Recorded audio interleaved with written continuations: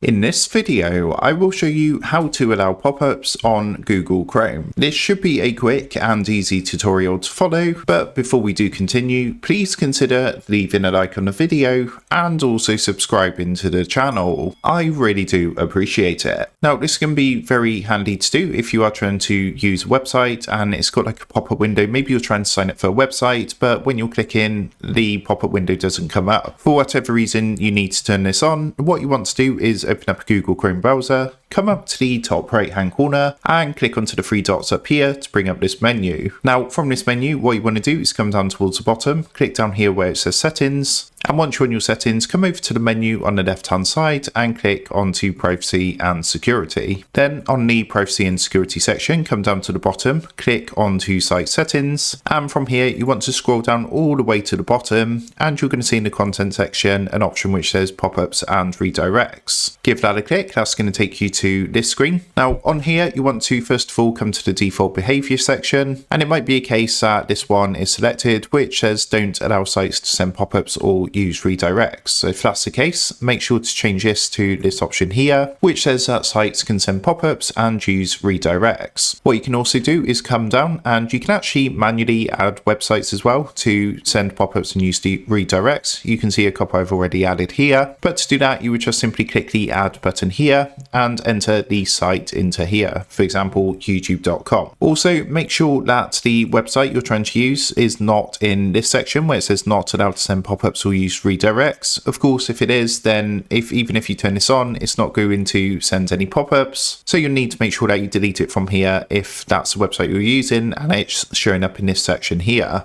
So that is how to allow pop-ups on Google Chrome. With that being said, I hope this quick tutorial did help you out today. And if this did help you out, I would really appreciate it if you was to consider dropping down below the video, leaving a like, and also subscribing to the channel. With that being said, I just want to take a minute to thank you guys for watching this quick tutorial, and I will see you in the next video.